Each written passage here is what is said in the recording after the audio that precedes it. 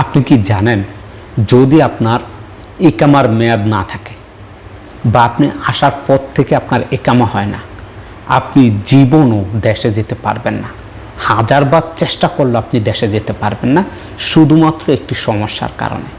সেটা আমাদের হাজার হাজার প্রবাসী আছেন যারা জানেও না, আপনার অজান্তে হয়ে থাকে। জি, সেটা হচ্ছে গিয়ে মামলা। এই মামলাটা কিভাবে চেক করবেন সে বিষয়ে আমার ভিডিও দেওয়া আছে, অবশ্যই চেক করে নেবেন। দেখেন, আমাদের অনেক প্রবাসী আছেন, বলেন যে ভাই আমি সৌদিতে আসছি, আসার পর থেকে এখন পর্যন্ত আমি একামা পাই না। আবার অনেক প্রবাসী বলেন যে ভাই আমি তোর সৌদিতে আসছি, আসার পর একামা করছিল, একামার মেয়াদ শেষ হয়ে গেছে, এখন আর একামা নাই, 1 বছর 2 বছর 3 বছর হয়ে গেছে, এখন আমি দেশে চলে যেতে চাচ্ছি। দেশে যাওয়ার জন্য আমি আপনাদেরকে 2টা ওয়ে বলেছিলাম। 2টা ওয়ে, এক হচ্ছে আপনি নিজে পুলিশের কাছে ধরা দিয়ে চপরজলের মাধ্যমে চলে যেতে পারেন। 2 হচ্ছে অ্যাম্বাসির মাধ্যমে ফ্রিতে আপনি ফাইনাল এক্সিট লাগিয়ে দেশে চলে যেতে পারবেন। কিন্তু যদি আপনার নামে কোনো ধরনের মামলা থাকে, সেক্ষেত্রে আপনি এই 2টার একটা সুযোগ আপনি ব্যবহার করতে পারবেন না। আপনি অ্যাম্বাসি থেকে আবেদন করবেন, ঠিক আছে, আপনি অনলাইনে আমার ভিডিও দেখে দেখে যেভাবে আমি আবেদন করছি আপনি সেভাবে আবেদন করবেন, কিন্তু কোনো লাভ হবে না যদি আপনার মামলা থাকে। আপনি পুলিশের কাছে ধরা দিবেন চপরজলের মাধ্যমে যাওয়ার জন্য, পুলিশ যখন চেক করবে যে আপনার নামে মামলা আছে, তারা আপনাকে ছেড়ে দিবে। এই মামলা যতদিন পর্যন্ত শেষ না হবে ততদিন পর্যন্ত আপনি দেশে যেতে পারবেন না। এবার যদি 50 বছরও লাগে, 50 বছরের মধ্যে আপনার এই মামলা শেষ হতে হবে। একটা কথার কথা আমি আপনাদেরকে বলছি। সাধারণত এই মামলাগুলো এখন বর্তমানে খুব সহজ হয়ে গেছে, বিভিন্ন মক্তবের মাধ্যমে তারা এই সমস্যাগুলো সমাধান করে থাকে। বলতে গেলে কিছু কিছু মক্তবের সাথে সৌদি কিছু যারা লয়ার আছেন তাদের সাথে যোগাযোগ, তাদের মাধ্যমে অনেকে কিন্তু এই কাজগুলো কাটশিট করে তারা দেশে চলে যেতে পারে। এবার আসেন, কি কি ধরনের মামলা যদি আপনার নামে থাকে সেক্ষেত্রে আপনি সৌদি আরব থেকে যেতে পারবেন না। দেখেন, মামলা অনেক ধরনের মামলা আছে।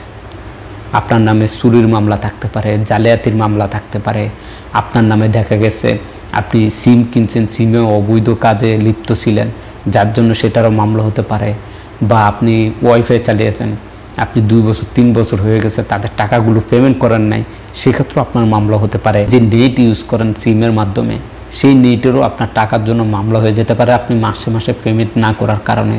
দেখা গেছে আপনি অনলাইন থেকে কোনো কিছু ক্রয় করছেন, টিভি বা তেমারার মতো আর অন্যান্য যে অ্যাপ্লিকেশনগুলো আছে সেগুলোর মাধ্যমে, কিন্তু আপনি আপনার পেমেন্টগুলো ঠিকমতো করেন না। আপনাকে বারবার ওই কোম্পানিগুলো থেকে আপনাকে SMS-এর মাধ্যমে জানানোর পরও আপনি সেই টাকাগুলো পরিশোধ করেন, যার কারণে আপনার নামে মামলা হয়ে যেতে পারে। বা আপনি সৌদি আরবে গাড়ি চালাচ্ছেন, ড্রাইভিং করছেন, আপনার কোনো অ্যাক্সিডেন্ট হয়েছে, কোনো সমস্যা হয়েছে, যে কেউ আপনার নামে মামলা দিয়ে দিয়েছে, সেই মামলা, বা আপনার কপিল, অনেক কপিল আছে আপনার নামে ইচ্ছাকৃতভাবে চুরির মামলায় বিভিন্ন ধরনের মামলা দিয়ে থাকে কোম্পানিগুলো, সেই মামলা হতে পারে। তো এই মামলাগুলো যতক্ষণ পর্যন্ত নিষ্পত্তি না হবে, বিশেষ করে এই যে মোবাইলের মামলাগুলো বলেন বা অন্যান্য যে সিমের মামলাগুলো, ওয়াইফাইয়ের মামলাগুলো, এগুলো আপনি যদি টাকাগুলো পরিশোধ করে দেন, মামলাগুলো সমস্যার সমাধান হয়ে যায়। অন্যান্য আদার্স যেই বড় বড় মামলাগুলো আছে সেগুলোর জন্য ভুগতে হয় প্রবাসীদেরকে। আশা করি বুঝতে পারছেন।